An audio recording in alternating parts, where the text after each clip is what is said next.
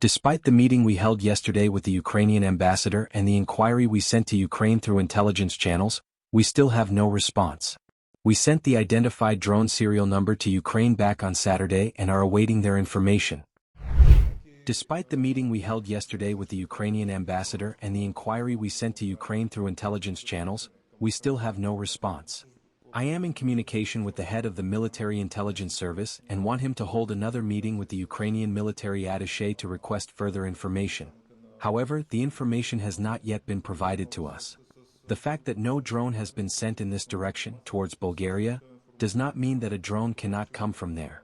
For the simple reason that, as you know, the GPS signal can be jammed, and the GPS system can be interfered with in one way or another. Of course, both sides involved in the conflict use such means to interfere with GPS. We sent the identified drone serial number to Ukraine back on Saturday and are awaiting their information. We need to acquire several anti-drone systems within a month. Furthermore, under the SAFE mechanism, the procurement of offensive equipment might take a year, simply because there are not off-the-shelf products available in stock, they are made to order.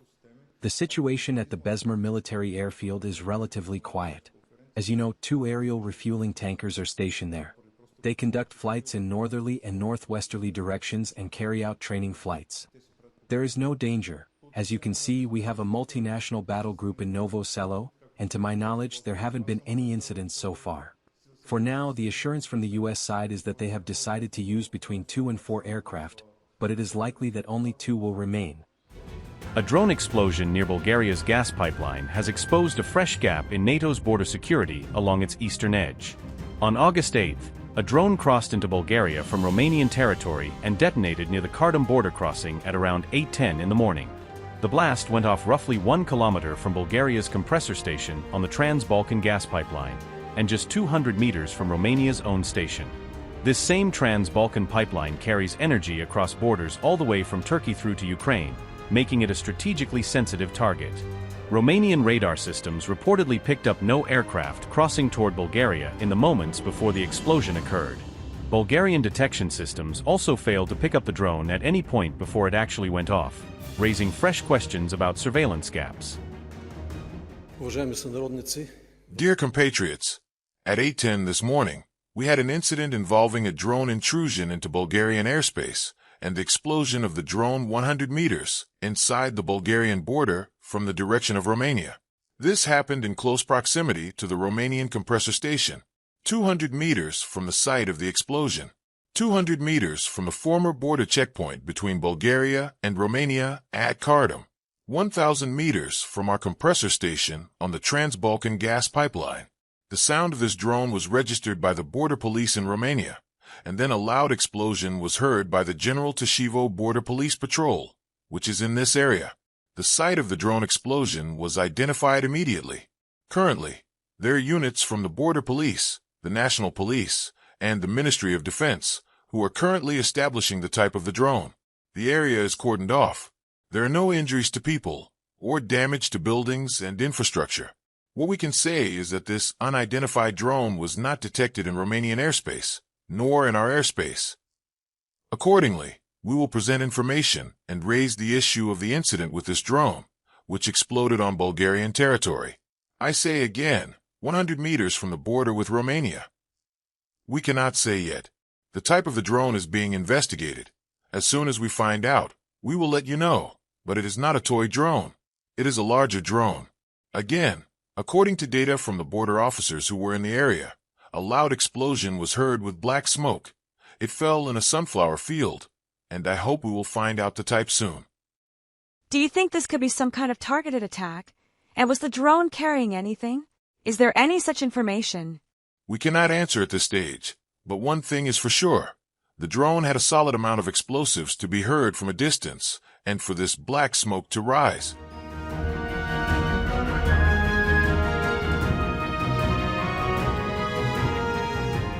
This blast follows a July 30th incident in Poland, where a Russian Kh-101 cruise missile crashed into Polish territory during a massive overnight strike on Ukraine.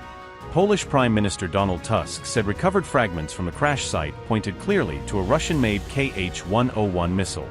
That particular missile came down while Russia was carrying out a large-scale strike campaign against targets deep inside Ukraine overnight. With this latest Bulgarian incident, fresh pressure is now mounting on NATO's air defense systems all along its exposed eastern flank.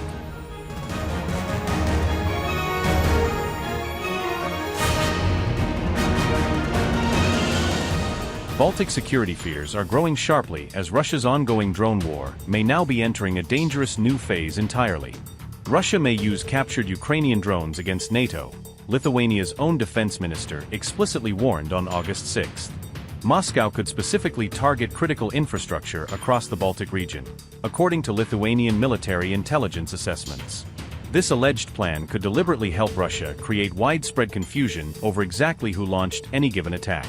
Officials warned that such staged operations could allow Moscow to completely deny responsibility for strikes on NATO soil. Lithuania's defense minister Robertas Kaunas said, and I quote, "We have information that Russia is considering the possibility of launching unconventional kinetic attacks against critical infrastructure in the Baltic region. It is quite likely Russia could use Ukrainian-made drones for this purpose." Unquote.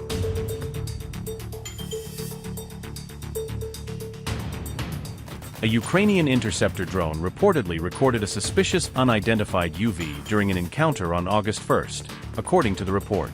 The drone's overall shape reportedly matched the known characteristics of Ukraine's own FP-1 and FP-2 strike UAVs. Analysts at Militarnyi claimed this particular UAV sighting may indicate Russia is already actively using captured Ukrainian drones.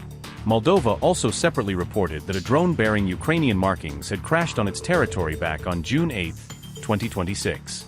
That specific incident occurred during a large-scale Russian missile and drone strike campaign launched against Ukraine. Notably, Poland's own defense minister had already warned of possible Russian false flag drone attacks as early as July.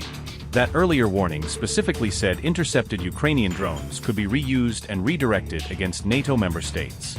These growing claims now come as NATO states remain on high alert over hybrid threats emerging near its eastern flank.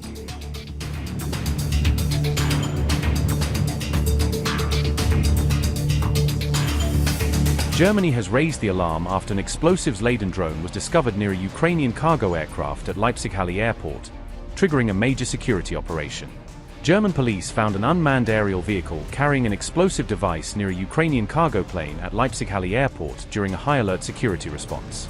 Authorities immediately suspended airport operations and diverted incoming flights while bomb disposal teams worked to safely secure and neutralize the explosive threat. Police deployed a specialized bomb disposal robot to remove the drone's detonator before safely disabling and securing the explosives without causing further danger. Leipzig-Halle Airport serves as a critical logistics hub for Germany's armed forces as well as NATO military transport operations across Europe. Germany's Interior Minister Alexander Dobrindt described the incident as representing a new level of danger for the country's national security and critical infrastructure. Dobrindt said the operation appeared consistent with a highly professional hybrid threat, stressing that it did not resemble the work of inexperienced or amateur attackers.